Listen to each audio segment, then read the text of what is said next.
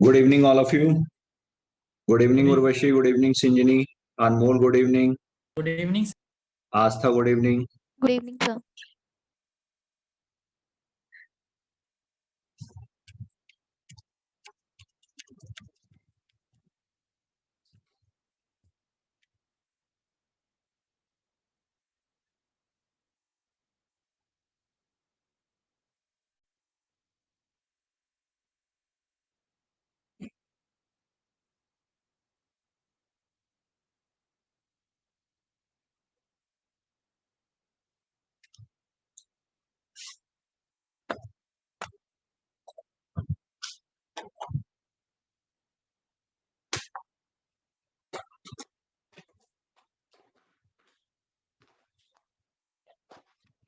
तो कल हम लोगों ने सेक्सुअल रिप्रोडक्शन कंप्लीट कर लिया था। आज हम लोगों को सेक्सुअल रिप्रोडक्शन देखना है।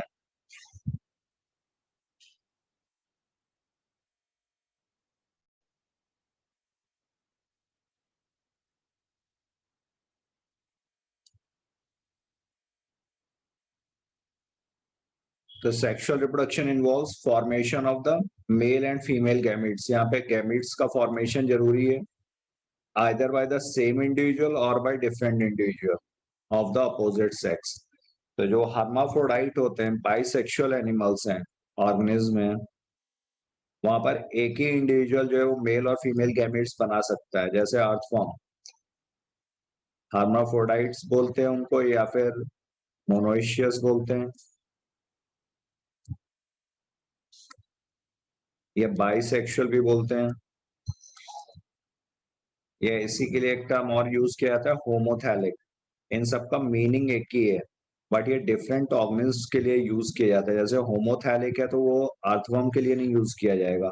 होमोथैलिक, थैलिक का मतलब होता है थैलस लाइक बॉडी। तो थैलस लाइक बॉडी जो है वो लोअर प्लांट्स, फंगस वगैरह में, फंजाई वगैरह के लिए यूज किया जाएगा, जहां पर मेल और फीमेल गैमेट्स एक ही बॉडी में प्रोड्यूस हो रहे हो, तो उसके लिए होमोथैलिक हम लोग बोलेंगे। तो होमोथैलिक, बाइसेक्सुअल, मोनोइशियस, हर्माफ्रोडाइट, ये सारे एक ही टर्म डिनोट करते हैं। इसका मतलब है मोनोइशियस, मोनो मीन्स होता है सिंगल, और एशियस का मतलब होता है हाउस या बॉडी। हाउस से मतलब है यहाँ पर बॉडी, जो टर्म ये आया है ओरिजिन जहां से हुई है। तो mono Asia's, mono means single, Asia's means house. तो हाउस से मतलब है बॉडी। अगर एक ही ऑर्गेनिज्म की बॉडी में मेल और फीमेल रिप्रोडक्टिव ऑर्गन्स दोनों प्रेजेंट है, तो उसके लिए टर्म यूज किया जाता है मोनोइशियस। जैसे हम लोग ह्यूमंस के हैं, we are monoecious, sorry we are dioecious, unisexual, we are dioecious.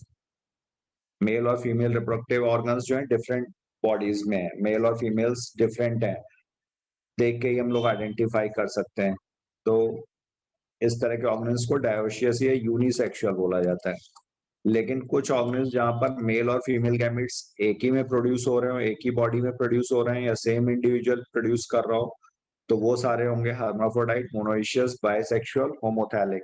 तो ये सारे टर्म एक ही जगह नोट कर लेना, क्योंकि ये बाद में बहुत कंफ्यूजन क्रिएट करते हैं। तो हर्माफ्रोडाइट, मोनोइशियस, बाइसेक्सुअल, होमोथैलिक, इन सब का मीनिंग सेम है, लेकिन ये डिफरेंट ऑर्गेनिज्म के लिए यूज किए जाते हैं। ठीक है। फिर इसके बाद these gametes fuse to form the zygote which develops to form the new organism। और ये gametes क्या अब प्रोड्यूस करेंगे, ये जाइगोट फॉर्म करेंगे which develops to form the new organism। तो इसमें जब गैमीट का फॉर्मेशन होगा, जब गैमीट्स प्रोड्यूस होंगे, तो ये गैमीट मदर सेल से प्रोड्यूस होते हैं, या इन्हीं को बोलते हैं मायोसाइट्स, MEIOCYTES। तो मदर सेल, मदर मतलब कुछ प्रोड्यूस करेगी, तो प्रोड्यूस करेगी इसका मतलब इसकी प्लॉइडी कितनी होगी,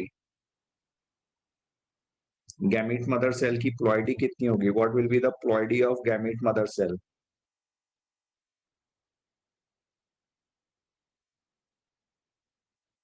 yes, Astha, Urvashi, Shinjini, Anmol, Alina, anyone.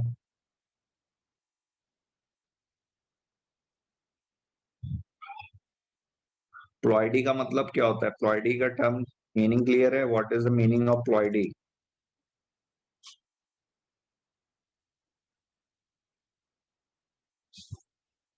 Yes, Astha. What is the meaning of ploidy?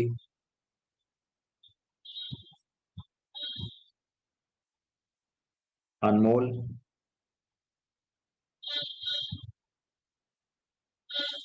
Ploidy का मतलब होता है number of set of chromosomes, कितने सेट प्रेजेंट हैं क्रोमोसोम के। जैसे हम लोगों की ह्यूमन बॉडी में जो number of set of chromosomes हैं वो क्या है, 2n है, डबल है। एन क्या होता है, हैप्लॉइड नंबर। जो गैमीट्स में प्रेजेंट होता है उसे हैप्लॉइड नंबर। तो गैमीट मदर सेल की अगर प्लॉइडी पूछी जाएगी तो ये 2n होगी, ठीक है। और जो गैमीट्स प्रोड्यूस होंगे, gamete mother cell will produce gametes या मायोसाइट्स विल प्रोड्यूस गैमीट्स। तो यहाँ पर गैमीट्स की प्लॉइडी जो होगी वो होगी एन, हैप्लॉइड होगा ये। तो ये 2n है और ये n। तो प्लॉइडी क्या हुई, ploidy is complete set of chromosomes.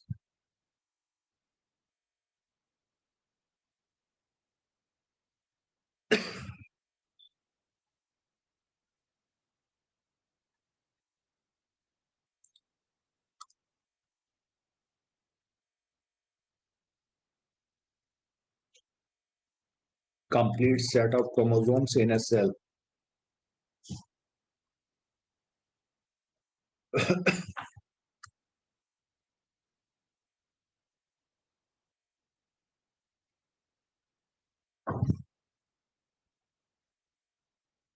तो जब गैमीट्स प्रोड्यूस होंगे तो डिवीजन कैसा होगा, मियोसिस होगा या माइटोसिस होगा?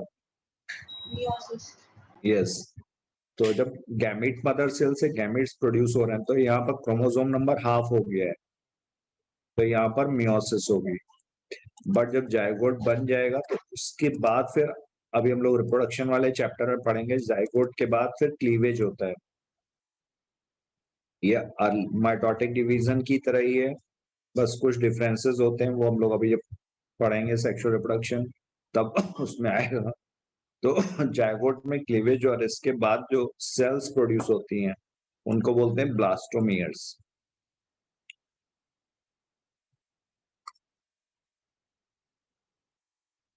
एक जायगोट, जायगोट कैसा होता है, सिंगल सेल, 2n है ये। और इसके बाद चूंकि माइटोसिस हो रही है तो chromosome number will remain same. तो यूनिसेलुलर से जो मल्टी सेलुलर ऑर्गेनिज्म बन जाता है पूरा, उसमें सिर्फ और सिर्फ माइटोसिस होगी।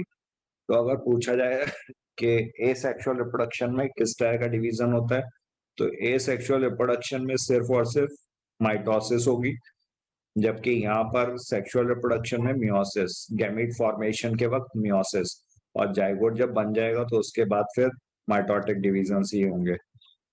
तो it is an elaborate, complex and slow process as compare to a sexual reproduction. तो ये सारे टर्म्स याद रखना है, इलैबोरेट है ये, कॉम्प्लेक्स है उसके कंपैरिजन में, और स्लो प्रोसेस है as compared to asexual reproduction. Because of the fusion of male and female gametes, sexual reproduction results in offspring that are not identical to the parents or amongst themselves.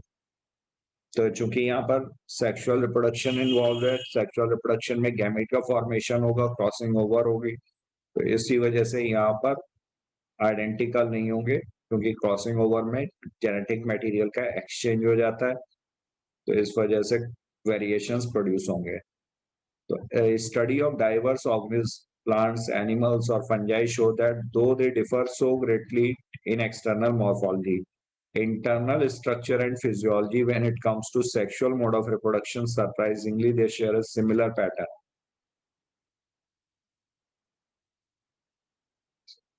तो pattern almost same रहता है sexual reproduction का। Let us first discuss what features are common to these diverse organism. All organisms have to reach a certain stage of growth and maturity in their life before they can reproduce sexually. तो sexual reproduction के लिए maturity, juvenile stage, growth की stage होगी, फिर उसके बाद sexual reproduction start होगा। तो एक सर्टेन मैच्योरिटी चाहिए, तो before they can reproduce sexually, that period of growth, उस ग्रोथ के पीरियड को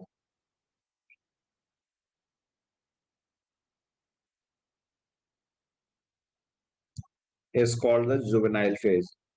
तो ग्रोथ का पीरियड है या वेजिटेटिव फेज है ये। वेजिटेटिव वर्ड का मीनिंग हमने बताया था कि अपार्ट फ्रॉम द रिप्रोडक्टिव, तो रिप्रोडक्टिव पार्ट से जो अलग होगा उसे वेजिटेटिव बोलते हैं। तो वेजिटेटिव फेज मतलब that is not related with reproduction, तो ग्रोथ से रिलेटेड है ये।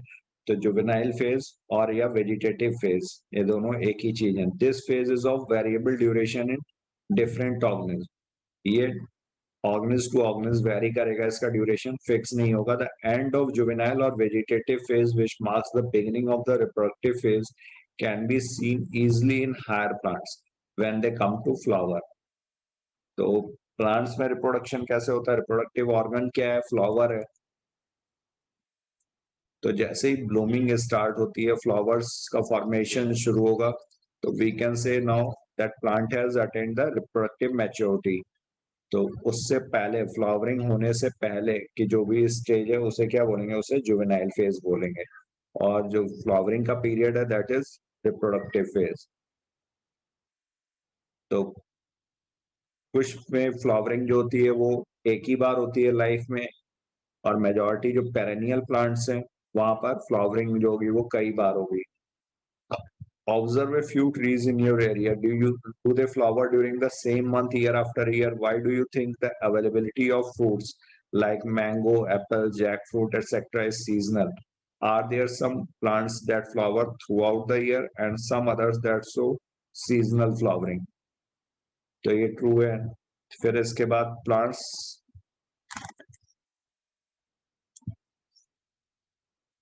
the annual and biennial types. Annual plants क्या होते हैं और बायनियल प्लांट्स क्या है? What do you mean by annual and biennial?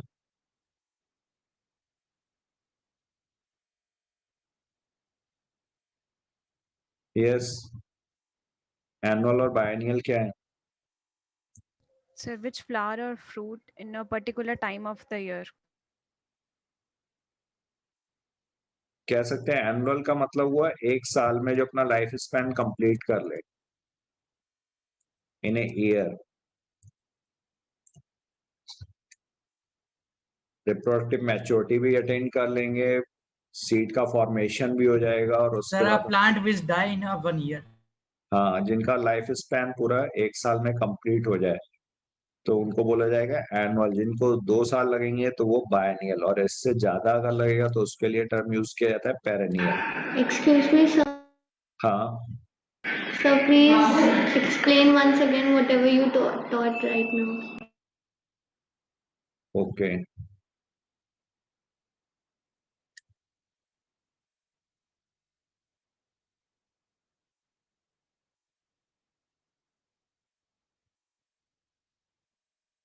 अभी हम लोगों ने जस्ट सेक्सुअल रिप्रोडक्शन स्टार्ट ही किया था। सेक्सुअल रिप्रोडक्शन में हम लोगों ने देखा कि मेल और फीमेल गैमेट्स जो हैं ये either by the same individual, एक ही ऑर्गेनिज्म में प्रोड्यूस हो सकते हैं, या फिर डिफरेंट ऑर्गेनिज्म में भी।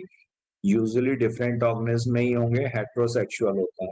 लेकिन कुछ में जो होमोथैलिक या बाइसेक्सुअल या मोनोइशियस या हर्माफ्रोडाइट वर्ड यूज करते हैं, जहां पर मेल और फीमेल रिप्रोडक्टिव ऑर्गन्स एक ही बॉडी में हो, एक ही ऑर्गेनिज्म में हो, तो वहां पर सेम इंडिविजुअल जो होगा वो मेल और फीमेल गैमेट्स प्रोड्यूस करेगा। इसका एग्जांपल जैसे अगर एनिमल्स में देखा जाए तो अर्थवर्म है। अर्थवर्म में मेल और फीमेल रिप्रोडक्टिव ऑर्गन्स एक ही ऑर्गेनिज्म में होते हैं। फ्लावर्स में देखा जाए तो फ्लावर्स में कई ऐसे फ्लावर्स हैं जहाँ पर मेल रिप्रोडक्टिव पार्ट और फीमेल रिप्रोडक्टिव पार्ट एक ही प्लांट बॉडी में है, तो उसे भी हम लोग बाइसेक्सुअल बोल सकते हैं। लेकिन ये टर्म्स तो सारे एक ही चीज बता रहे हैं कि मेल और फीमेल रिप्रोडक्टिव पार्ट्स जो हैं एक ही ऑर्गेनिज्म में है या एक ही बॉडी में है, लेकिन ये अलग अलग ऑर्गेनिज्म के लिए यूज किए जाते हैं। जैसे हर्माफ्रोडाइट हम लोग अर्थवर्म के लिए यूज करेंगे, बट होमोथैलिक उसके लिए नहीं यूज करेंगे। थैलिक वर्ड जो होगा वो प्लांट्स के लिए, लोअर प्लांट्स वगैरह में, फंगस में यूज किया जाता है या एल्गी वगैरह में यूज करते हैं। तो अगर मेल और फीमेल फंगस जो है एक ही बॉडी में है तो उसके लिए होमोथैलिक वर्ड यूज किया जाएगा। अगर एनिमल है तो उसके लिए हर्माफ्रोडाइट।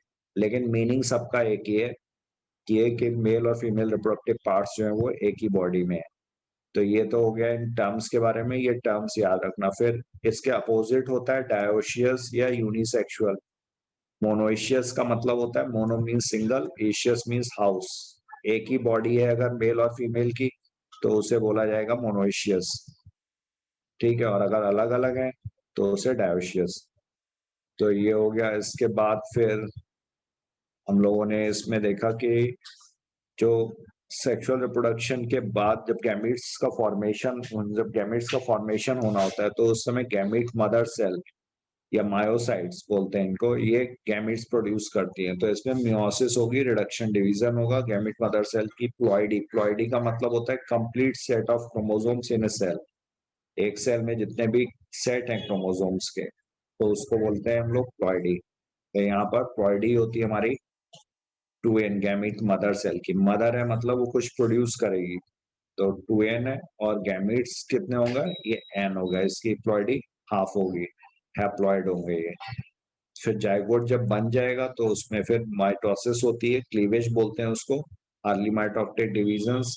और इसमें थोड़ा सा डिफरेंस है माइटोसिस से। ये डिफरेंसेस हम लोग आगे के चैप्टर जो ह्यूमन रिप्रोडक्शन का है वहां पर जब क्लीवेज स्टार्ट होगा तो हम लोग देखेंगे।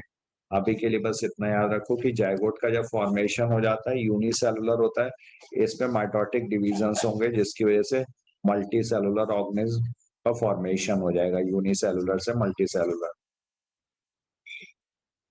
और फिर इसके बाद हम लोगों ने देखा कि सेक्सुअल रिप्रोडक्शन स्टार्ट होने से पहले एक पर्टिकुलर एज के बाद ही सेक्सुअल रिप्रोडक्शन स्टार्ट होता है। तो उस पीरियड को, जिस पीरियड में ग्रोथ होती है, उसे बोला जाता है जुवेनाइल फेज और वेजिटेटिव फेज। प्लांट्स में वेजिटेटिव फेज, जैसे प्लांट्स, अगर हर प्लांट्स हम लोग देखें तो वहां पे फ्लावरिंग शुरू हो जाती है। एंजियोस्पर्मिक प्लांट्स जो होंगे, तो फ्लावरिंग का मतलब क्या हुआ कि उनमें सेक्सुअल मैच्योरिटी या रिप्रोडक्टिव मैच्योरिटी आ चुकी है। तो उससे पहले का जो पीरियड होगा फ्लावरिंग से पहले का, उसे बोला जाएगा जुवेनाइल फेज और वेजिटेटिव फेज। और उसके बाद का जो पीरियड है दैट जब फ्लावरिंग हो रही होगी तो रिप्रोडक्टिव फेज बोलेंगे।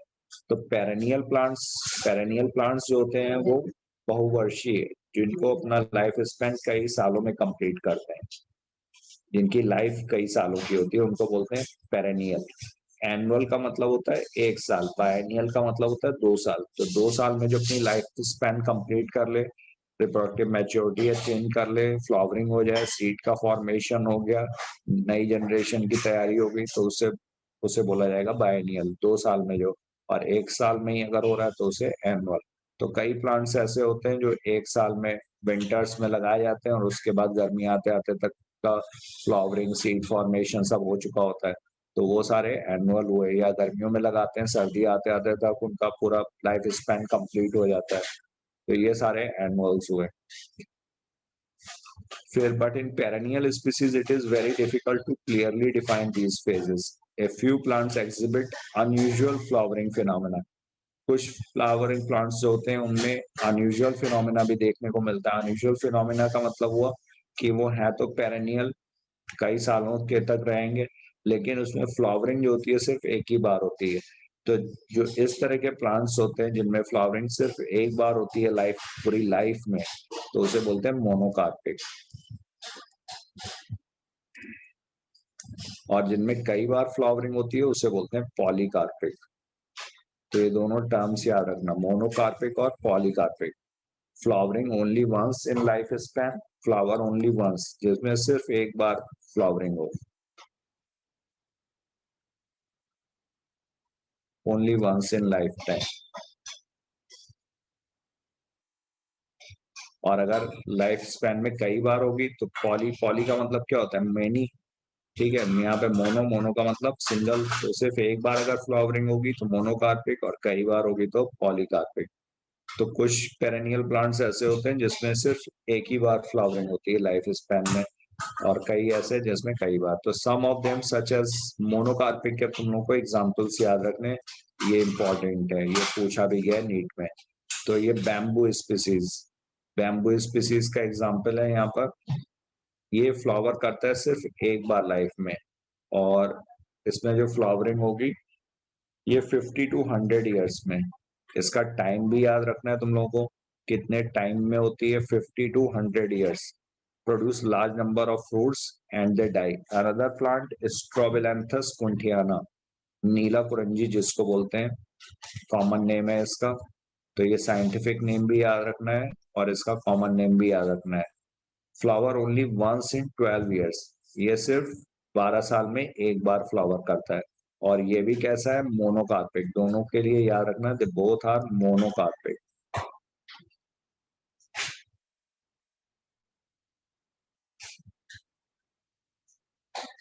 ठीक है. तो बैम्बू मतलब बांस का जो पौधा होता है उसमें भी फ्लावरिंग जो होती है सिर्फ एक बार होती है 50 से 100 साल में. और यहाँ पर जो ये दिए हुए हैं स्ट्रोबिलैंथस, इसमें भी फ्लावरिंग एक ही बार होगी और ये 12 ईयर्स तक रहता है. तो स्ट्रोबिलैंथस जो है ये श्रबी प्लांट है, श्रब के जैसा होता है. श्रब मतलब झाड़ी, हाफ श्रब ट्री, ये क्लासिफिकेशन जो है. तो these are shrubby plants, Strobilanthes. So as many of you would know, this plant flowered during September-October 2006. तो 2006 में किया था. 2006 से फिर 12 साल बाद कब होगा, 2018 में. और अब 2018 के बाद अब कब होगा,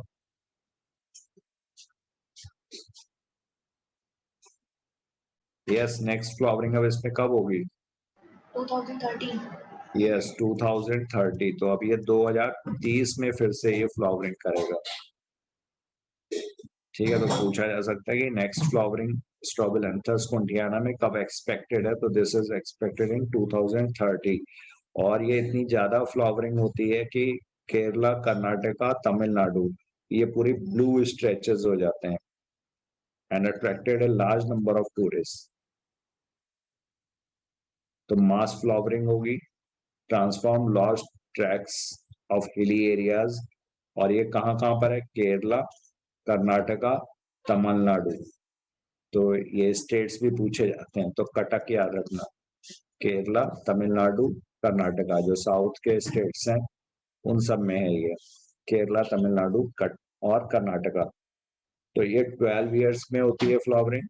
ईयर याद रखना है, साइंटिफिक नेम याद रखना है और कब हुई थी, सितंबर-अक्टूबर 2006. पूरा डेटा ये इंपॉर्टेंट है और इस पे क्वेश्चन आ भी चुका है नीट में.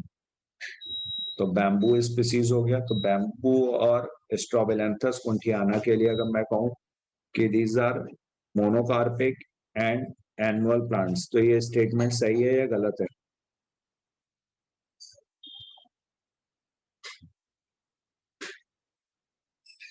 Yes is this statement true और फॉल्स.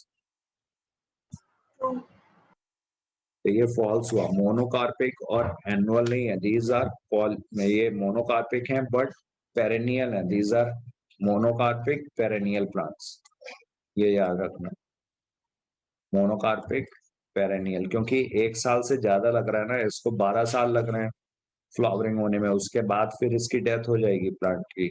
और ये 50 to 100 ईयर्स तक रह रहा है. तो एक साल से दोनों ही ज्यादा ही है, 2 साल से ज्यादा है. तो मोनोकार्पिक पेरेनियल प्लांट्स, और फ्लावरिंग सिर्फ एक ही बार हो रही है तो इसलिए ये मोनोकार्पिक है. तो ये 2 टर्म यहाँ पे इंपॉर्टेंट है, ये याद रखना है. स्ट्रोबिलैंथस कुंटियाना और बैम्बू स्पीसीज ये मोनोकार्पिक हैं, पेरेनियल प्लांट्स हैं. एक में 50 to 100 ईयर्स और दूसरे में 12 years.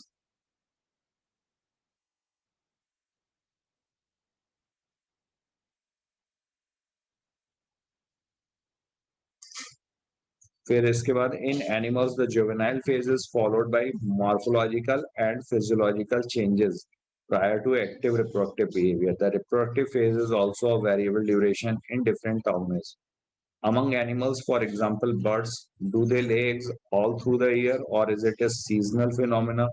What about other animals like frogs and lizards? You will notice that birds living in nature lay eggs only seasonally. तो बर्ड्स अपना घोंसला जो होती है एक पर्टिकुलर सीजन में ही बनाती हैं.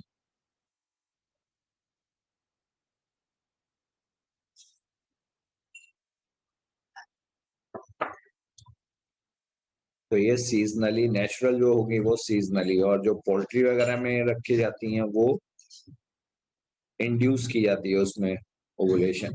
In this case, laying eggs is not related to reproduction, but is commercial exploitation for human welfare. The females of placental mammals exhibit cyclical changes in the activities of ovaries and accessory ducts, as well as hormones during the reproductive phase. तो जो primates हैं,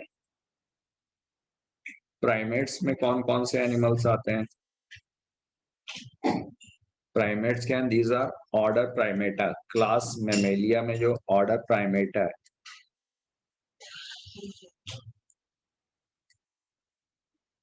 class Mammalia में order Primata,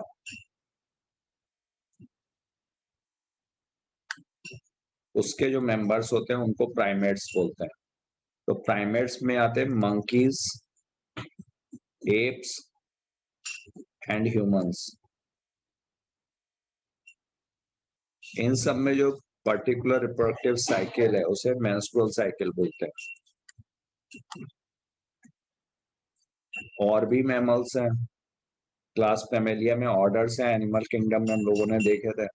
तो class Mammalia के जो other orders हैं उन सब में भी साइक्लिकल चेंजेस होंगे, बट इसको बोलते हैं ईस्ट्रस साइकिल. ये पर्टिकुलर सीजन में होंगी. तो प्राइमेट्स में जो होती है उसे बोलते हैं मेंस्ट्रुअल साइकिल, और जो नॉन प्राइमेट्स मैमल्स हैं, मैमल्स ये भी हैं बट ये नॉन प्राइमेट्स हैं, डिफरेंट अदर ऑर्डर्स में ही है, तो इनको बोलते हैं ईस्ट्रस साइकिल. जैसे डॉग, कैट या फिर हॉर्स, काऊ, तो ये सारे ईस्ट्रस एनिमल्स हैं. In non-primates mammals like cows, sheep, rats, deers, dogs, tigers, etc., such cyclical changes during reproduction are called estrous cycle. इसको estrous cycle बोलते हैं.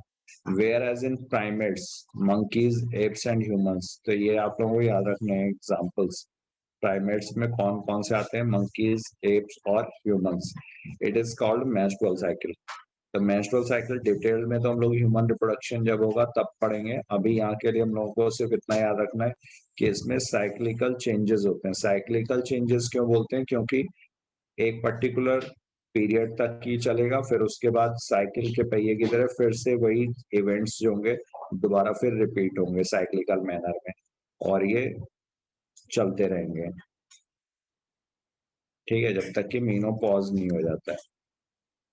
Menopause is cessation, stoppage. Around 50 to 55 years ये होता है. तो इसको बोलेंगे menstrual cycle. It is called menstrual cycle. Many mammals, especially those living in natural wild conditions, exhibit such cycles only during favorable seasons in their reproductive phase and are therefore called seasonal breeders. तो seasonal breeders कौन से? menstrual cycle वाले या estrous cycle वाले?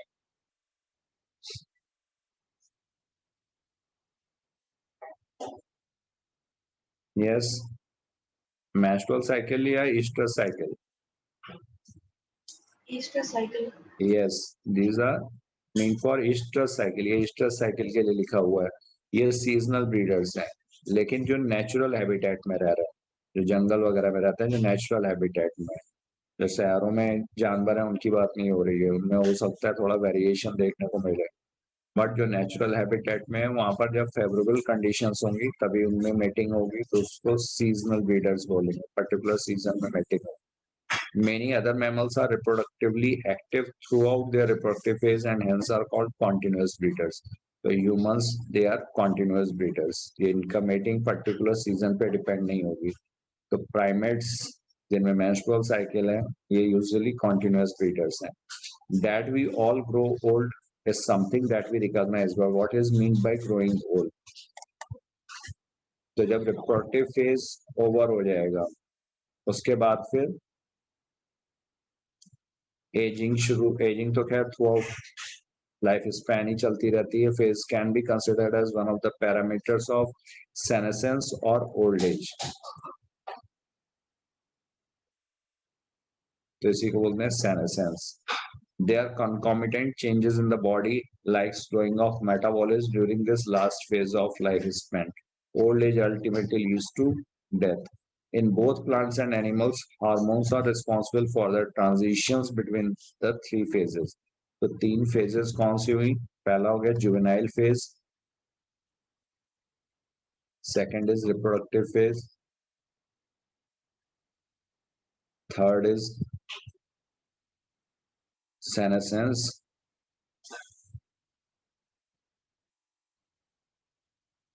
Interaction between और plants या animals दोनों में हार्मोन्स रिस्पॉन्सिबल हैं ट्रांजिशन के लिए।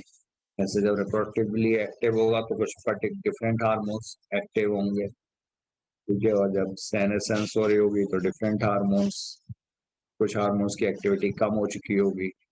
तो ये हार्मोन्स के एक्शन पे डिपेंड करेगा। Interaction between hormones and certain environmental factors regulate the reproductive process and the associated behavioural expression of organism. तो इन्हीं के हार्मोन्स और एनवायरमेंटल फैक्टर्स के बीच में जो इंटरेक्शन होगा वो रेगुलेट करेगा रिप्रोडक्टिव प्रोसेस को। फिर इसके बाद events in sexual reproduction. So after attainment of maturity, all sexually reproducing organisms exhibit events and processes that have remarkable fundamental similarity, even though the structures associated with sexual reproduction are indeed very different. Structures different होंगे, but events में basic events जो होंगे वो same होंगे। जैसे gamete का formation, gametogenesis सभी में होगा, फर्टिलाइजेशन सभी में होगा, फिर जाइगोट फॉर्मेशन सभी ऑर्गेनिज्म में होगा, क्लीवेज वगैरह भी सभी में होगी। तो बेसिक जो बेसिक स्टेप्स हैं वो सेम रहेंगे, but structural changes, structural variations काफी देखने को मिलेंगे। The events of sexual reproduction though elaborate and complex follow a regular sequence. Sexual reproduction is characterized by the fusion of the male and female gametes, the formation of zygote and the embryogenesis. तो सबसे पहले क्या होगा? Gamete का formation होगा, gamete का transfer होगा, male gamete will reach through the female gamete, क्योंकि फीमेल गैमेट यूजुअली जहां पर प्रोड्यूस होता है वहीं पे ही रहता है, मेल गैमेट ट्रेवल करके पहुंचेगा। तो इसी वजह से मेल गैमेट्स का नंबर भी ज्यादा होता है, क्योंकि मेल गैमेट्स को एक जगह से दूसरी जगह ट्रांसफर होना होता है, और ट्रांसफर होने में काफी ज्यादा डैमेज होती है, काफी सेल्स का लॉस होगा। इसी वजह से मेल गैमेट्स हमेशा ज्यादा नंबर में प्रोड्यूस होंगे। तो sexual reproduction is characterised by the fusion of the male and female gametes, the formation of zygote and embryogenesis. तो जाइगोट जब बन जाएगा उसके बाद जब क्लीवेज शुरू होगी तो उसी को एम्ब्रियोजेनेसिस, जेनेसिस का मतलब होता है टू जनरेट, कहीं पर भी जेनेसिस वर्ड अगर लिखा हुआ तो इसका मतलब टू जनरेट। तो एम्ब्रियो का फॉर्मेशन, एम्ब्रियो का जनरेशन इज एम्ब्रियोजेनेसिस। तो for convenience these sequential events may be grouped into 3 distinct stages, namely pre-fertilization, fertilization and post-fertilization। तो पहला प्री, दूसरा फर्टिलाइजेशन एंड तीसरा फर्टिलाइजेशन, पोस्ट फर्टिलाइजेशन इवेंट्स। तो fertilisation से पहले के जो चेंजेस होंगे वो प्री फर्टिलाइजेशन में आएंगे, जो फर्टिलाइजेशन के बाद वाले चेंजेस होंगे वो पोस्ट फर्टिलाइजेशन में। तो प्री फर्टिलाइजेशन से पहले फर्टिलाइजेशन से पहले क्या होगा? गैमेट का फॉर्मेशन होगा और गैमेट का ट्रांसफर होगा, और ये सभी में होगा, चाहे प्लांट्स हो या एनिमल्स हो।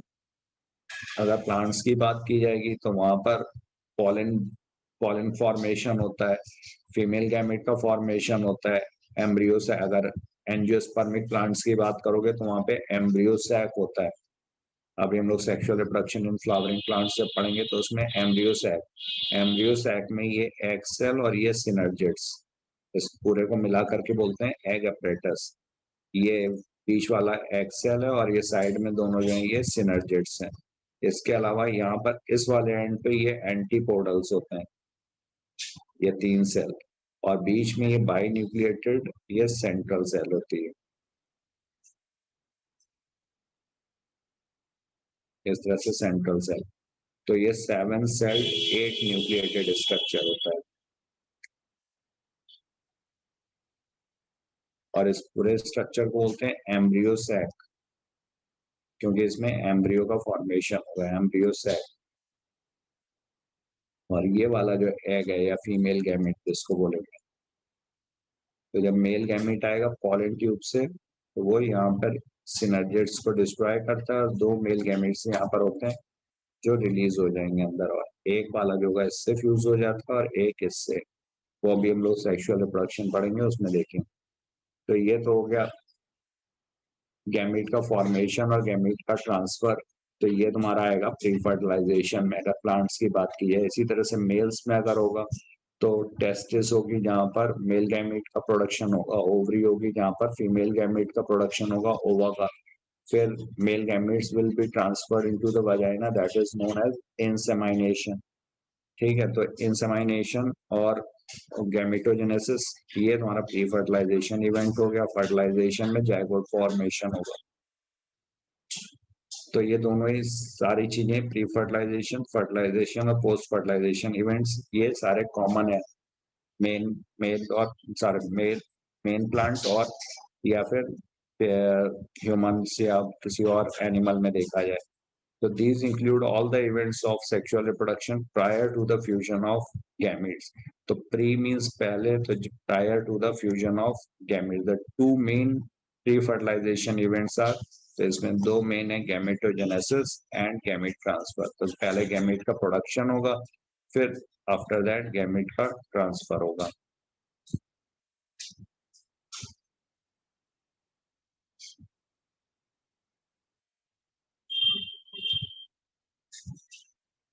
फिर as you are already aware, gametogenesis refers to the process of formation of the two types of gametes, male and female. Gametes are haploid cells. In some algae, the two gametes are so similar in appearance that is not possible to categorize them into male and female gametes. तो इनको बोलेंगे isogametes.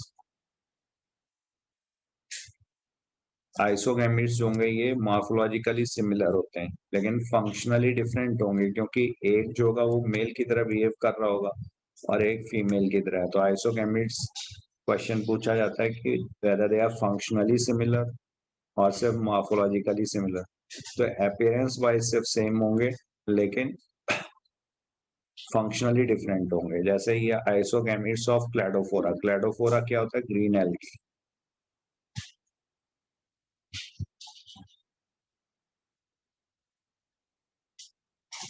तो यहाँ पर देखा जाए तो gametes कैसे कहलाएंगे? आइसोगैमेट्स।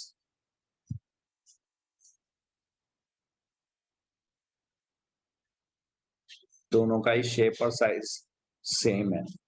ये वाले जो दोनों हैं, ये और ये बी और सी, ये हेट्रोगैमेट्स हुए क्योंकि दोनों में ही शेप और साइज अलग अलग है। ठीक है, तो ये हेट्रोगैमेट्स हैं।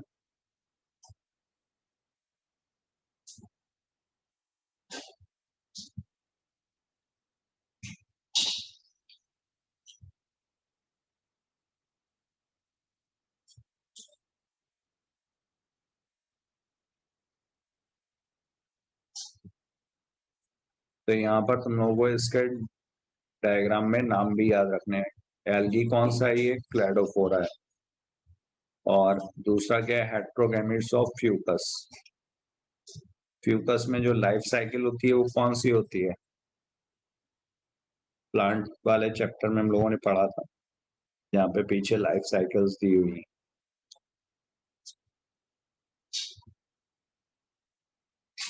यश, शिंजनी, शिवांगी, अनमोल, अलीना, आस्था,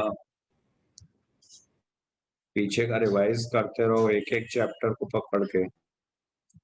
पहले लिविंग वर्ड, फिर बायोलॉजिकल क्लासिफिकेशन, नहीं तो ऐसे पीछे का भूल जाओगे। अब तुम लोगों का कंपटीशन सिर्फ 11th के बच्चों के साथ नहीं है, अब तुम्हारा कंपटीशन होगा उन लोगों के साथ जो 3-3, 4-4 साल से प्रिपरेशन कर रहे हैं। तो उनको काफी कुछ चीजें तैयार हैं, तो तुम्हें उनको compete करना है। तो तुम्हें भी अब पीछे का भी साथ में साथ लेकर के चलना है, ये नहीं कि 11th का भूल गए। तो फ्यूकस जो है ये डिप्लॉन्टिक लाइफ साइकिल शो करता है, हालांकि है ये एल्गी बट ये डिप्लॉन्टिक लाइफ साइकिल। डिप्लॉन्टिक का मतलब क्या हुआ? मेन जो प्लांट है वो कैसा है? डिप्लॉयड होगा, 2n होगा। सिर्फ हैप्लॉन्टिक स्टेज किसमें होगी? गैमेट्स में। तो इसे डिप्लॉन्टिक बोला जाएगा। इसी तरीके से सी वाला जो है ये हेट्रोगैमेट्स ऑफ होमो सैपियंस। ये स्पर्म दिया हुआ और ये ओवा। तो ये लेबलिंग भी याद रखना, ये फ्यूकस का है और ये क्लैडोफोरा का है और ये होमोसेपियंस ह्यूमंस का।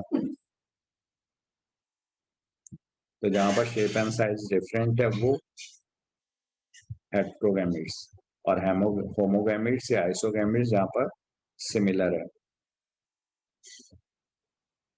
फिर after this they are hence called homogametes or isogametes.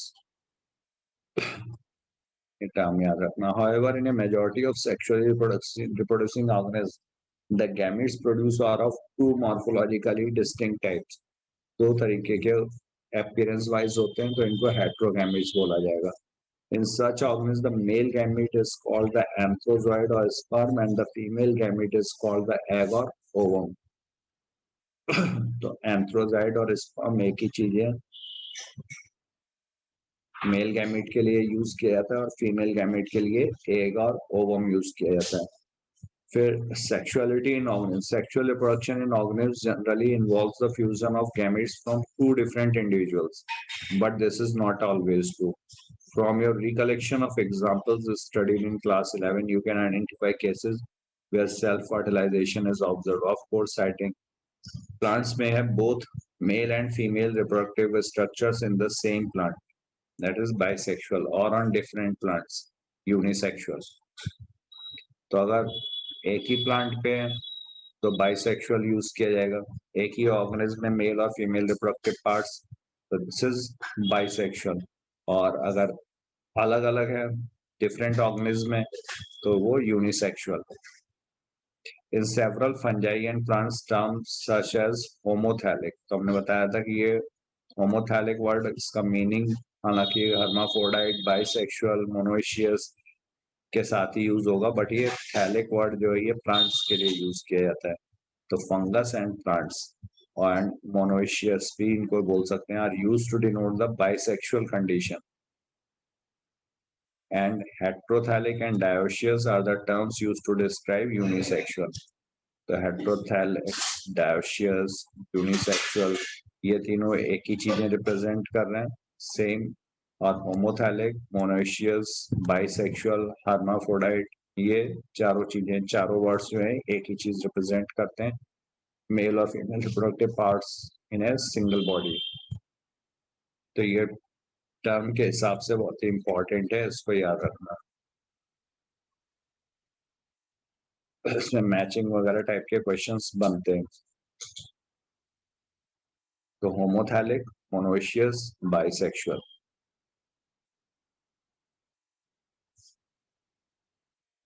After this, in flowering plants, the unisexual male flower is staminate, while the female is pistillate. तो यहाँ पर यूनिसेक्सुअल क्वेश्चन में ध्यान रखना, यूनिसेक्सुअल फ्लावर की बात कर रहा है या यूनिसेक्सुअल प्लांट की बात कर रहा है। यूनिसेक्सुअल फ्लावर और यूनिसेक्सुअल प्लांट में क्या डिफरेंस हुआ?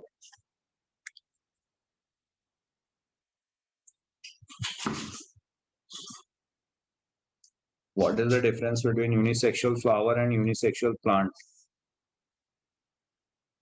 Yes, Sinjini, Asta, Alina, Shivangi, Alina, Anmol. So unisexual flower means it can produce only either gametes, either female or male, and unisexual plant means the whole plant can produce is either female or male gametes. Unisexual flower का मतलब हुआ उसमें either androecium है या फिर gynoecium है, ठीक है। तो अगर एंड्रोशियम है तो उसे स्टेमिनेट बोलते हैं, स्टामेन से रिलेटेड है ये टर्म, स्टेमिनेट। और पिस्टिल, फीमेल रिप्रोडक्टिव पार्ट को बोला जाता है तो pistillate. Male reproductive, male flower staminate, only male flower, और only female flower is pistillate. लेकिन ये पिस्टिलेट और स्टेमिनेट हो सकता है एक ही प्लांट पर हो, जैसे सपोज अगर गायनोशियम बनाया जाए यहाँ पर,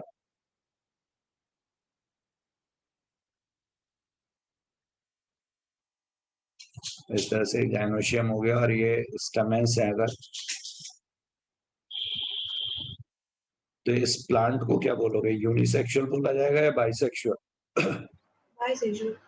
हाँ, तो ये प्लांट बाइसेक्सुअल हो गया। हालांकि फ्लावर्स ही कैसे बियर कर रहा है, यूनिसेक्सुअल। तो यूनिसेक्सुअल फ्लावर्स का मतलब ये नहीं कि प्लांट भी यूनिसेक्सुअल है, ठीक है। तो ये ध्यान रखना कि क्वेश्चन में पूछा क्या जा रहा है, इन दोनों टर्म्स में कंफ्यूज करते हैं। यूनिसेक्सुअल फ्लावर अलग हो गया और यूनिसेक्सुअल प्लांट अलग हो गया। यूनिसेक्सुअल फ्लावर का मतलब ये डेफिनेटली नहीं है कि प्लांट भी यूनिसेक्सुअल है, ठीक है। हो सकता है कि प्लांट भी यूनिसेक्सुअल हो अगर प्लांट के पास सिर्फ और सिर्फ मेल रिप्रोडक्टिव पार्ट्स हैं। यहाँ पर सिर्फ और सिर्फ मेल रिप्रोडक्टिव पार्ट्स हैं, ये स्टेमेंस हैं, इस तरह से सिर्फ स्टेमेंस है, तो इसको हम बोलेंगे कि ये स्टेमिनेट फ्लावर प्रोड्यूस कर रहा है। और प्लांट कैसा है, यूनिसेक्सुअल प्लांट है। तो फ्लावर भी यहाँ पे यूनिसेक्सुअल है, यूनिसेक्सुअल प्लांट भी है। यूनिसेक्सुअल प्लांट अगर होगा तो वो यूनिसेक्सुअल फ्लावर्स ही प्रोड्यूस करेगा, लेकिन अगर यूनिसेक्सुअल फ्लावर्स प्रोड्यूस कर रहा है, यूनिसेक्सुअल फ्लावर्स हैं, तो जरूरी नहीं है कि वो यूनिसेक्सुअल प्लांट भी हो, क्योंकि यहाँ पर मेल फ्लावर और फीमेल फ्लावर्स दोनों एक ही प्लांट पर भी हो सकते हैं। तो इतना बस ये ध्यान रखना है इसमें। और bearing pistils in some flowering plants both male and female flowers may be present on the same individual, तो इसको monoecious बोला जाएगा। और on separate individuals, तो इसे dioecious बोला जाएगा। Some examples of monoecious plants are cucurbits। यहाँ पे फ्लावर्स अलग हैं, मेल फ्लावर अलग होता है, फीमेल फ्लावर अलग होता है। और जैसे कुकरबिट्स के एग्जांपल्स क्या हैं,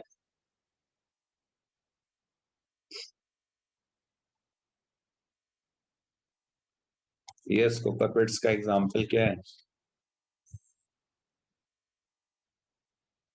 जो कुकरबिटेसी फैमिली होती है ना, फैमिली कुकरबिटेसी, उनको कुकर उसके मेंबर्स को क्या बोलते हैं, कुकरबिट्स। तो कुकरबिटेसी फैमिली में जो हम लोग के लौकी, कद्दू, खीरा, ये सारे जो प्लांट्स आते हैं, ये कुकरबिट्स होते हैं। Cucurbitaceae, members of cucurbitaceae are cucurbits। और इसमें लौकी, खीरा,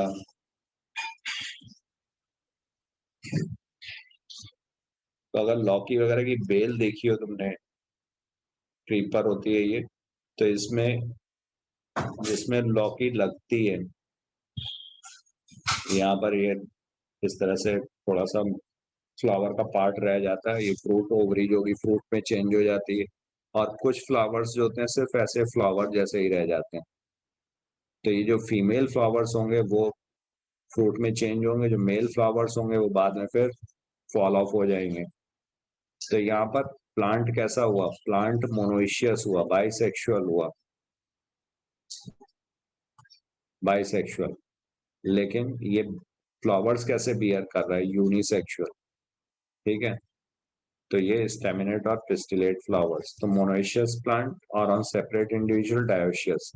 तो सब एग्जांपल्स, इनके एग्जांपल्स आप लोगों को याद रखने हैं, एनसीईआरटी में एग्जांपल्स इंपॉर्टेंट है, जितने भी जहां पर भी दिए हुए हैं उस पर क्वेश्चंस पूछे जाते हैं। तो मोनोइशियस प्लांट्स का एग्जांपल हुआ cucurbits and coconuts. Cucurbits are members of Cucurbitaceae, coconuts, and of dioecious plant जो unisexual plants है, उनका है पपाया एंड डेट पाम। इसीलिए पपाया जो होता है, पपीता बोलते हैं कि जरूरी नहीं है सारे पपीते के पेड़ में पपीते लगे ही, वो इसलिए क्योंकि जो फीमेल पपाया होगा उसी पे ही तो पपाया लगेगा। तो मेल फ्लावर्स यहाँ पे, जिस प्लांट पे सिर्फ मेल फ्लावर्स प्रोड्यूस होंगे, तो वहां पे पपीता नहीं लगेगा। इसीलिए किसी किसी पपीते के पेड़ में पपीता लगता है, पपाया लगता है, बट किसी किसी में नहीं भी लगता है। तो जिसमें नहीं लगता है वो क्यों, क्योंकि वो मेल फ्लावर्स प्रोड्यूस कर रहा होता है सिर्फ। और ये पपाया डायोशियस है, यूनिसेक्सुअल प्लांट है, फ्लावर नहीं, प्लांट यूनिसेक्सुअल है, ठीक है। तो पपाया एंड डेट पाम, तो इसके एग्जांपल से याद रखना, monoecious plants cucurbits and coconuts, dioecious plants papaya and date palm. Name the types of gametes that are formed in staminate and pistillate flowers. तो staminate और pistillate flowers. But what about animals? Are individuals of all species either male or female, or are there species which possess both the reproductive organ, that is bisexual? तो जो bisexual animals होंगे उनको hermaphrodite बोला जाएगा. So you probably can make a list of several unisexual animal species: earthworms, sponges, tapeworm, leech. ये सारे examples जो हैं ये बाइसेक्सुअल एनिमल्स के हैं. तो फाइलम पोरीफेरा, सीलेंट्रेटा, टीनोफोरा, इनके मेंबर्स जो होते हैं ये हर्माफ्रोडाइट होते हैं. इसके अलावा और जो मेंबर्स हैं जैसे टेपवर्म, लीच, अर्थवर्म. टेपवर्म किसका है? फाइलम प्लेटिहेलमिन्थीज का. लीच किसका है? एनालिडा का. तो लीच, अर्थवर्म ये किसके ये एनालिडा के मेंबर्स हैं और ये bisexual. that possess both and male female reproductive organs are hermaphrodites. Cockroaches जो होते हैं ये मेल और फीमेल दोनों होते हैं, इसीलिए इनको यूनिसेक्सुअल बोला गया. तो बाइसेक्सुअल एनिमल्स के एग्जांपल्स याद रखना. फाइलम पोरीफेरा में, फाइलम सीलेंट्रेटा में, फाइलम टीनोफोरा जो स्टार्टिंग के 3 फाइलम्स हैं उसमें टेपवर्म प्लेटिहेलमिन्थीज का मेंबर है और लीच एनालिडा का मेंबर है और अर्थवर्म भी एनालिडा का ही मेंबर है. तो इसमें सारे में बाइसेक्सुअल ऑर्गेनिज्म कहलाएंगे ये.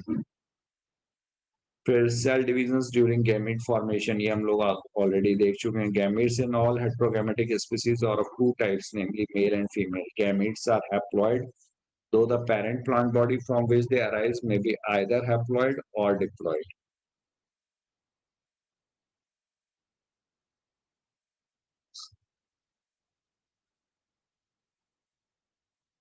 ये बहुत ही इंपॉर्टेंट पॉइंट है. तो गैमीट्स जहां से प्रोड्यूस होंगे वो प्लांट बॉडी कैसी हो सकती है? आइदर हैप्लॉइड और डिप्लॉइड. तो अगर हैप्लॉइड ऑर्गेनिज्म है, हैप्लॉइड ऑर्गेनिज्म में गैमीट का प्रोडक्शन कैसे होगा? मियोसिस के थ्रू या माइटोसिस के थ्रू? माइटोसिस. यस. तो वो ऑलरेडी हैप्लॉइड है. हैप्लॉइड में और आधा 1/4 नहीं हो जाएगा. तो हैप्लॉइड में माइटोसिस. हैप्लॉइड ऑर्गेनिज्म अगर होगा तो वहां पे माइटोसिस. तो अगर पूछा जाए कि सेक्सुअल रिप्रोडक्शन में गैमीट फॉर्मेशन के लिए किस तरह का, तो माइटोसिस अगर हैप्लॉइड प्लांट बॉडी या हैप्लॉइड ऑर्गेनिज्म है तो वहां पर हमारा माइटोसिस के थ्रू गैमीट का फॉर्मेशन. और अगर डिप्लॉइड ऑर्गेनिज्म है, 2n है, ये 2n हुआ, हैप्लॉइड n हुआ. तो डिप्लॉइड में मियोसिस के थ्रू.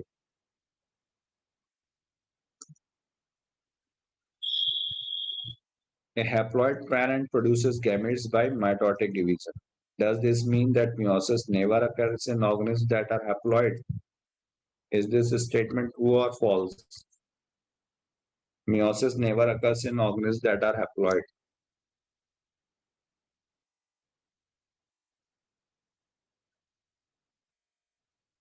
Yes, कुछ तो बोलो ट्रू होगा या फॉल्स होगा.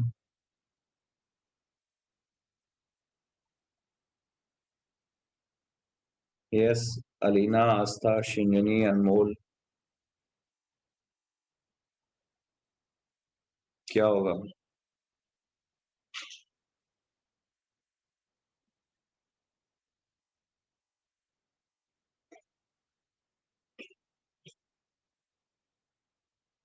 हैप्लॉइड भी होगा. हैप्लॉइड बनेगा कब?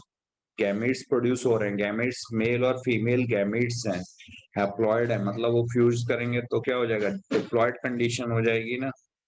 अगर 2 सेल फ्यूज हो रही हैं जिसमें n और n क्रोमोसोम नंबर है, ये दोनों फ्यूज हो गई तो ये क्या बना देंगे? 2n बना देंगी. जाइगोट कैसा होगा? 2n होगा. अब ये 2n अगर माइटोटिक डिवीजन से यहाँ पर होंगे तो ऑर्गेनिज्म तो डिप्लॉयड हो गया ना, लेकिन ऑर्गेनिज्म कैसा है? हैप्लॉइड. इसका मतलब यहाँ पे क्या होगा? मियोसिस. तो मियोसिस जहां कहीं भी अगर क्रोमोसोम नंबर 2n से n हो रहा है तो वहां पे मियोसिस होनी ही है. तो जाइगोट, जाइगोट से जब ऑर्गेनिज्म बना, ऑर्गेनिज्म कैसा होगा? मल्टी सेलुलर हैप्लॉइड है, तो वहां पर मियोसिक डिवीजन्स.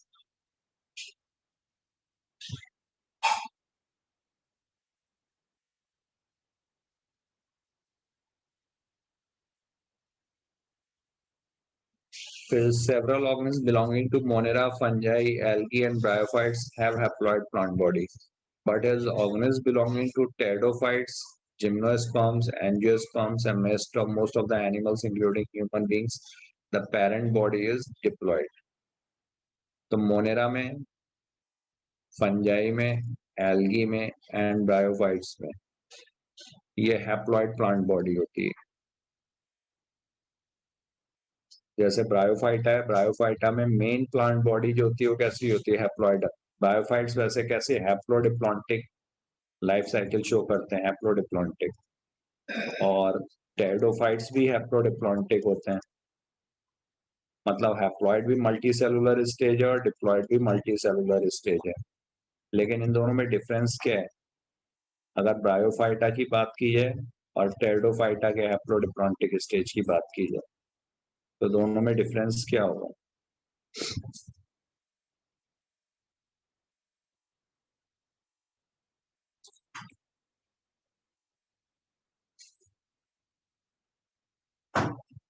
ब्रायोफाइटा के हैप्लोडिप्लॉन्टिक और टेरिडोफाइटा के हैप्लोडिप्लॉन्टिक में क्या डिफरेंस है?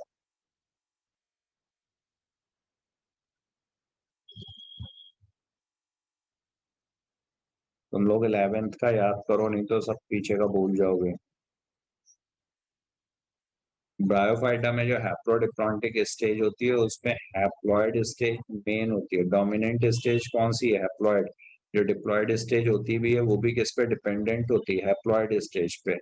जो लीफी स्टेज है, लीफ लाइक स्ट्रक्चर्स बियर करती है, वो कैसा है? वो हैप्लॉइड प्लांट है जो कैप्सूल लाइक स्ट्रक्चर है. जैसे अगर ब्रायोफाइटा में मॉस की बात की जाए तो ये इस तरह से पूरा प्लांट है और ये इसमें फिर यहाँ पर फुट, सीटा और कैप्सूल जो स्पोरोफाइट प्रोड्यूस होता है. ये पेरिस्टोमियल टीथ वगैरह यहाँ पे. तो ये वाला जो स्ट्रक्चर है यहाँ से ये पूरा कैप्सूल, फुट और सीटा, फुट जो इसमें धंसा होगा और ये सीटा, ये स्पोरोफाइट हुआ. और ये वाली जो लीफी स्टेज है ये क्या है? ये गैमेटोफाइट. तो स्पोरोफाइट डिपेंडेंट किस पे? गैमेटोफाइट पे. तो हैप्लॉइड स्टेज यहाँ पर मेन होती है, इसलिए इसको हैप्लोडिप्लॉन्टिक. और टेरिडोफाइट्स में डिप्लॉइड स्टेज जो होती है वो मेन होती है. इनिशियली बस हैप्लॉइड स्टेज हैप्लॉन्टिक स्टेज पर डिपेंडेंट होती है, बट आगे ये इंडिपेंडेंट होगी.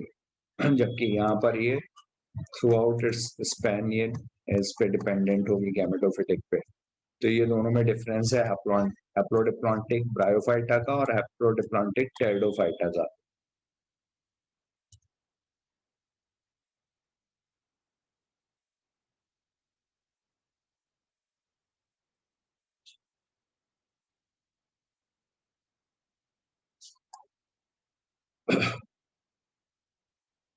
The parental body is diploid. It is obvious that meiosis, the reduction division, has to occur if a diploid body has to produce haploid gamete. तो diploid body जो होगी वो हैप्लॉइड गैमेट्स कैसे produce कर सकती है? वो सिर्फ और सिर्फ मियोसिस के बाद ही. तो मियोसिस जरूर होगा. In diploid organism specialised cells called meiocytes. तो डिप्लॉइड ऑर्गेनिज्म में ये प्रेजेंट होंगी मायोसाइट्स, क्योंकि गैमीट मदर सेल है और 2n होगी. तो 2n स्टेज किसमें होगी? सिर्फ डिप्लॉइड में. तो डिप्लॉइड में ही मायोसाइट्स प्रेजेंट है. Undergo meiosis. At the end of meiosis, only one set of chromosomes.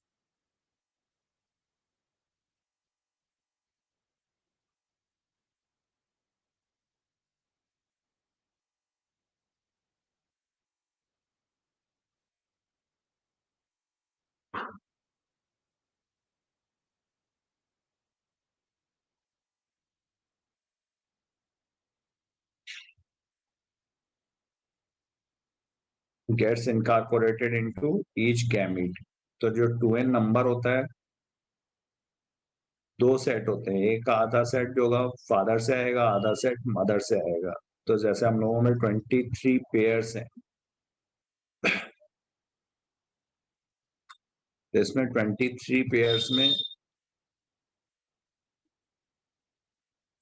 ये अलग अलग क्रोमोसोम के नंबर के हैं. सपोज फर्स्ट क्रोमोसोम का पेयर है, ये सेकंड का, ये थर्ड का, ये फोर्थ का, फिफ्थ का, सिक्स्थ का. तो इस तरह से 23 पेयर्स होंगे। 22 पेयर्स तो ऑटोसोम्स होंगे और 1 पेयर जो होगा सेक्स क्रोमोसोम्स होंगे। तो हाफ सेट जो होगा ये फादर से आया होगा, हाफ सेट मदर से। तो जब गैमीट का फॉर्मेशन होगा तो उसमें से कोई एक सेट का मतलब हुआ कि अब ये जरूरी नहीं है कि सारे फादर वाले सेट वाले एक गैमीट में जाएंगे और मदर वाले एक गैमीट में जाएंगे। मिक्सिंग हो सकती है, हो सकता है 23 पेयर्स जो है उसमें से सारे से 16 पेयर मेल वाले गए और 7 पेयर्स फीमेल वाले एक गैमीट में जाए। हो सकता है किसी गैमीट में तुम्हारा 12 पेयर्स गए, 11 पेयर्स मदर से गए, तो इसलिए ये नंबर जो होगा वेरी करेगा। इसी वजह से वेरिएशन भी प्रोड्यूस होगा, डिफरेंट टाइप के गैमेट्स प्रोड्यूस होंगे, डिफरेंट टाइप का कॉम्बिनेशन लेकर के जाएंगे गैमेट्स, और फिर उस पर डिपेंड करेगा फिर कौन सा गैमेट किस वाले गैमेट से फ्यूज हो रहा है। तो इसी वजह से वेरिएशन प्रोड्यूस होता है। Carefully study 1.1 and fill in the diploid and haploid chromosome number. Is there any relationship? तो ये तुम्हारा मायोसाइट और गैमेट सेल्स।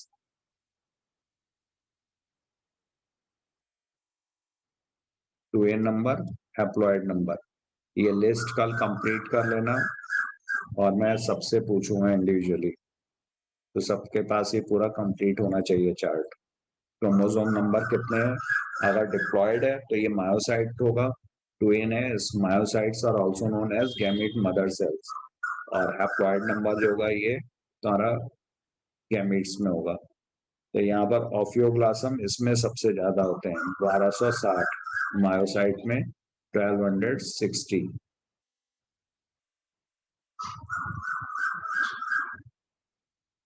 और बटरफ्लाई में भी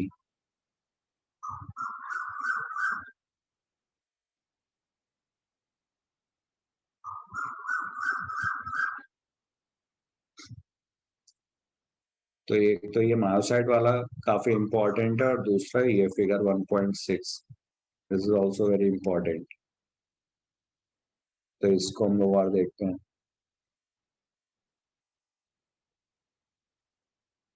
तो पहला जो ये एग्जांपल दिया हुआ है ये अर्थफॉर्म का दिया हुआ है, ये हर्माफ्रोडाइट है।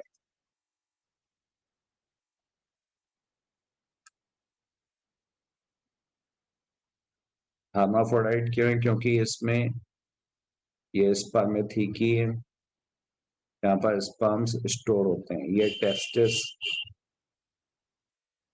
और ये ओवरी। तो टेस्टिस क्या है? मेल गोनेट। ओवरी क्या है? फीमेल गोनेट। ठीक है, और टेस्टिस में क्या प्रोड्यूस होगा? Male gametes. ओवरी में क्या होंगे? फीमेल गैमेट्स, ओवा। तो ये एक ही ऑर्गेनिज्म है जिसमें मेल और फीमेल गैमेट्स दोनों प्रोड्यूस हो रहे हैं, इसलिए इसको बोला जाएगा हर्माफ्रोडाइट। ठीक है, लेकिन मेल और फीमेल रिप्रोडक्टिव ऑर्गन्स तो एक ही ऑर्गेनिज्म में है, बट ये क्या सेल्फ फर्टिलाइजेशन शो करेगा? ये सेल्फ फर्टिलाइजेशन शो करता है क्या?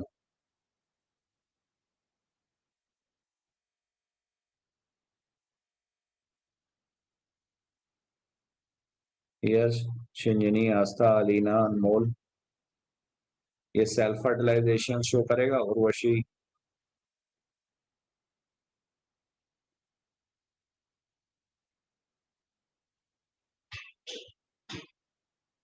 अरे हाँ या ना तो बोलो, आइदर यस होगा या नो होगा। गलती तो होगा आंसर।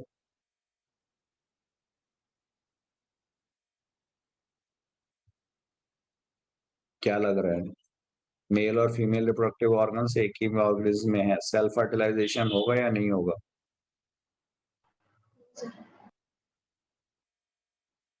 यहाँ पर सेल्फ फर्टिलाइजेशन नहीं होता है। सेल्फ फर्टिलाइजेशन क्यों नहीं होता है? Due to protandry. इसका रीजन है प्रोटेंड्री। ये टर्म याद रखना, यहाँ पर दिया नहीं है बट ये इंपॉर्टेंट है, कहीं ना कहीं ये और यूज होगा। प्रोटेंड्री, प्रो मीन्स होता है पहले, एंड्री मतलब एंड्रोशियम। तो यहाँ पे मेल रिप्रोडक्टिव पार्ट जो होता है वो पहले मैच्योर हो जाता है। टेस्टिस जो होगा वो पहले मैच्योर होगा, स्पर्म्स पहले प्रोड्यूस होंगे। ओवा जो होगा वो बाद में मैच्योर होगा, बाद में ओवा प्रोड्यूस होंगे। तो इस वजह से साइमल्टेनियसली नहीं होता है। मेल गैमेट जब मैच्योर हो रहे होंगे तो फीमेल गैमेट अवेलेबल ही नहीं होगा, मैच्योर फीमेल गैमेट नहीं होगा। तो जब मैच्योर फीमेल गैमेट है ही नहीं तो फर्टिलाइजेशन कहाँ से सेल्फ हो जाएगा? तो यहाँ पर हमेशा क्रॉस फर्टिलाइजेशन होता है। टीनिया में सेल्फ फर्टिलाइजेशन होता है, टेपवर्म में क्रॉस फर्टिलाइजेशन। तो पूछा जाता है अर्थवर्म के लिए, earthworm is a hermaphrodite, that is male and female reproductive organs are present in the same organism, yet it shows cross fertilization. तो रीजन क्या है इसका? तो रीजन है प्रोटेंड्री, प्रोटेंड्रस होता है ये, प्रोटेंड्री या प्रोटेंड्रस। ऑर्गेनिज्म कैसा हुआ? प्रोटेंड्रस। प्रोटेंड्रस, एंड्रस वर्ड का मतलब हुआ एंड्रोशियम से। एंड्रोशियम क्या होता है? मेल रिप्रोडक्टिव पार्ट होता है फ्लावर्स में, तो इसीलिए प्रोटेंड्री की वजह से ये क्रॉस फर्टिलाइजेशन शो करता है। फिर कॉकरोच का ये दिया हुआ है, यहाँ पर ये यूनिसेक्सुअल है, मेल रिप्रोडक्टिव पार्ट्स अलग हैं, फीमेल रिप्रोडक्टिव पार्ट्स अलग हैं। तो इसमें और कोई क्वेश्चन नहीं बनेगा, रिप्रोडक्टिव पार्ट्स से रिलेटेड बनेंगे, लेकिन वो यहाँ पर अभी नहीं पढ़ने। फिर तीसरा एक एग्जाम्पल इम्पोर्टेंट है,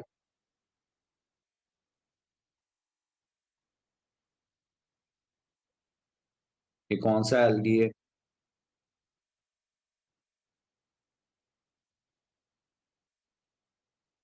Kera.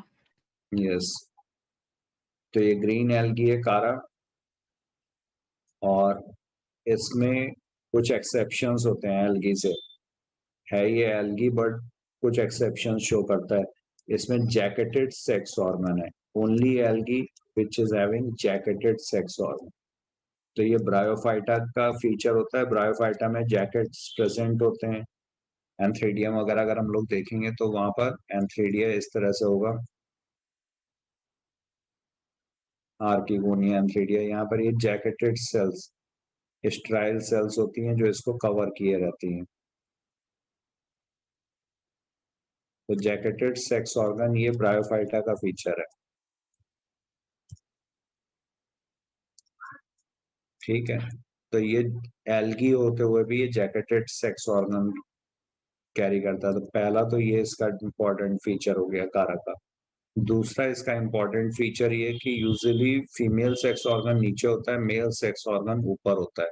यहाँ पर क्या है? यहाँ पर फीमेल सेक्स ऑर्गन ऊपर है, मेल सेक्स ऑर्गन नीचे है, ठीक है।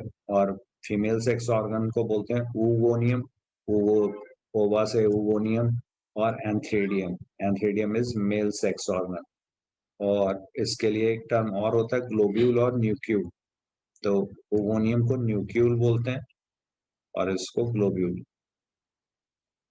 इतनी चीजें यहाँ पे तुम्हें याद रखनी है। ये कारा है, और ये कैसा हुआ? मोनोइशियस हुआ या डायोशियस हुआ?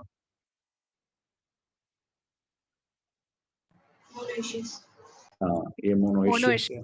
यस, ये मोनोइशियस हुआ प्लांट, क्योंकि यहाँ पे मेल और फीमेल रिप्रोडक्टिव ऑर्गन्स जो हैं दोनों एक ही प्लांट पर हैं, एक ही ऑर्गेनिज्म में प्रेजेंट है। तो मोनोइशियस प्लांट है कारा। कारा के बारे में इतनी चीजें याद रखनी है। इस डायग्राम से रिलेटेड ये सारी चीजें पूछी जा सकती हैं। Jacketed sex organ, it is the algae which is closest to bryophyte. Bryophyta group के क्लोजेस्ट है, सबसे नियर है। तो क्लोज होने का रीजन क्या है? क्योंकि इसके पास जैकेटेड सेक्स ऑर्गन है। ये फीचर जो है वो ब्रायोफाइटा का होता है। दूसरा, यहाँ पर ओगोनियम है, फीमेल रिप्रोडक्टिव पार्ट, और एंथ्रीडियम होगा male reproductive part. Female sex organ ऊपर होगा, मेल सेक्स ऑर्गन नीचे है, ठीक है। ये लेबलिंग के लिए आ चुका है नीट में क्वेश्चन, तो ये काफी इंपॉर्टेंट है। तो इसका लेबलिंग भी याद रखना, और इसके बारे में जो पॉइंट्स लिखवाएं ये भी याद रखना, ये 4 पॉइंट्स। फिर नेक्स्ट जो डायग्राम इसमें दिया हुआ है नीचे, ये किस प्लांट ग्रुप का है? डी वाला। Markensia. हाँ, ये किस प्लांट ग्रुप में आता है? Algae, Bryophytes. Yes, very good. तो ये ब्रायोफाइट्स हैं। और ये कैसे होंगे, मोनोइशियस होंगे या डायोशियस होंगे? हाँ, ये यूनिसेक्सुअल है क्योंकि यहाँ पर मेल और फीमेल प्लांट जो है वो अलग अलग है। आर्किगोनियोफोर, फोर का मैंने मतलब बताया था बियरिंग, जैसे कोनिडियोफोर यूज हुआ था। द स्ट्रक्चर बियरिंग कोनिडिया, उसको बोलते थे कोनिडियोफोर। इसी तरह से आर्किगोनियो एंथ्रेडियोफोर, ये आर्किगोनियोफोर और एंथ्रेडियोफोर क्या है? What is archegoniophore and what is antheridiophore? Sir, Archegoniophore bears the archegonium and Antheridium bears the antheridium. Yes, very good. तो आर्किगोनियोफोर और antheridiophore, archegoniophore which bears archegonia and antheridia bearing structure is antheridiophore. तो दोनों की definition याद रखो। तो mail thallus, female thallus, तो इसका मतलब ये क्या हो गया? हेट्रोथैलिक। होमोथैलिक नहीं हुआ, होमो मीन्स सेम। अगर एक ही थैलस में, एक ही प्लांट बॉडी में मेल और फीमेल रिप्रोडक्टिव ऑर्गन्स होते तो उसे बोलते हैं होमोथैलिक। बट यहाँ पर डिफरेंट है तो इसलिए इसको बोला जाएगा हेट्रोथैलिक। तो मार्केंशिया इज हेट्रोथैलिक है, डायोशियस है, यूनिसेक्सुअल है। ये सारे टर्म्स इसके लिए एप्लीकेबल होंगे। आर्किगोनियोफोर होगा, एंथ्रेडियोफोर होगा। Archegoniophore is the structure bearing archegonia, antheridiophore is the structure bearing antheridia. तो ये डायग्राम एज सच ये भी आ चुका है नीट में। और इसको याद रखने के लिए जो आर्किगोनियोफोर है उसमें देखो फिंगर लाइक प्रोजेक्शंस निकले हुए हैं। यहाँ पर जो आर्किगोनियो दिखाया फोर के ऊपर ये स्ट्रक्चर बनाया हुआ है ये, तो यहाँ पर क्या दिखा रहे हैं? ये फिंगर लाइक प्रोजेक्शंस हैं इससे, ये इस तरह से। और एंथ्रीडियम में ये पूरा क्लब्ड है, ये इस तरह से बनाया हुआ है। तो फिंगर लाइक प्रोजेक्शंस जो होते हैं फीमेल रिप्रोडक्टिव पार्ट, जब हम लोग रिप्रोडक्शन पढ़ेंगे तो उसमें फिम्ब्री प्रेजेंट होता है। इनफंटिबुलम में फिंगर लाइक प्रोजेक्शंस होते हैं जिनको फिम्ब्री कहते हैं। तो फिम्ब्री हम लोगों को याद रहता है वो किस में होता है? वो फीमेल रिप्रोडक्टिव पार्ट में। तो आर्किगोनियोफोर में भी याद रखना फिंगर लाइक प्रोजेक्शंस हैं। ये आर्किगोनियोफोर हो गया और ये एंथ्रीडियोफोर हो गया, क्योंकि जब डायग्राम आता है तो वो ये कंफ्यूजिंग हो जाता है कौन सा आर्किगोनियोफोर है कौन सा एंथ्रीडियोफोर है। तो इसको यहाँ से डिफरेंशिएट करना है।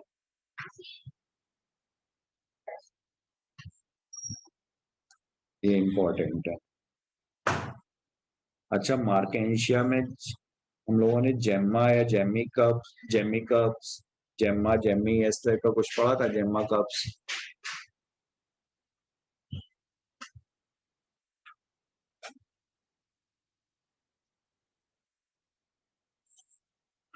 Yes, sir. क्या था ये जेम्मा और जेमी या gemma cups? Sir, gemme were the asexual buds which later developed into the plant.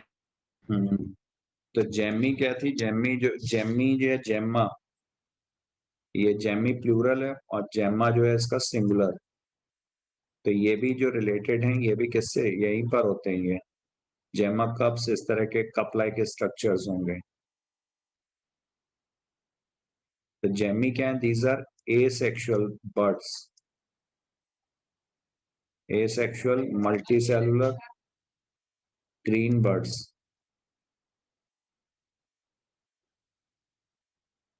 ये याद रखना, जेमी या इसी को बोलते हैं जेमा। जेमा इज सिंगुलर और ये जिस स्ट्रक्चर में प्रोड्यूस होते हैं उसे बोलते हैं जेमा कप्स।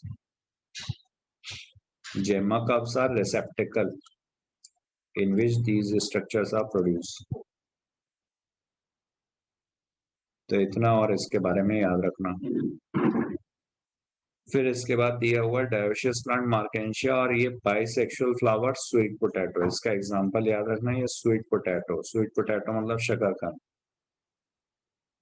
और ये इसमें फ्लावर कैसा होता है? बाइसेक्सुअल। बाइसेक्सुअल मतलब androecium as well as gynoecium both are present. तो कार्पेल भी प्रेजेंट है और स्टैमेन भी प्रेजेंट है। तो इतनी चीजें यहाँ पे आप लोगों को याद रखनी है। ये थोड़ा सा ज्यादा लग रहा होगा बट ये इम्पोर्टेंट है और इस पे क्वेश्चंस आए हुए हैं, तो ये सारी चीजें नोट कर लेना। और अब 11th वाले मोड से बाहर निकल आओ, क्योंकि अब तुम लोगों को कंपटीशन जो है वो बाकी बच्चों के साथ देना है, तो अपनी थोड़ी सी थिंकिंग चेंज करो, अपना ग्रुप चेंज करो।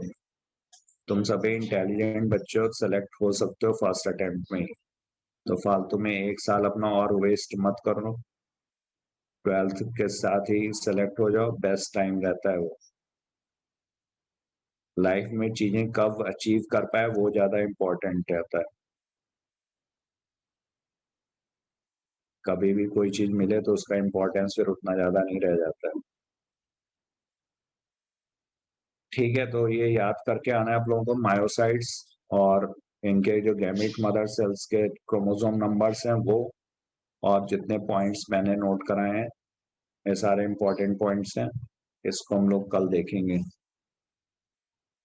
ठीक है, किसी को कुछ पूछना है? किसी को कहीं पे कोई डाउट?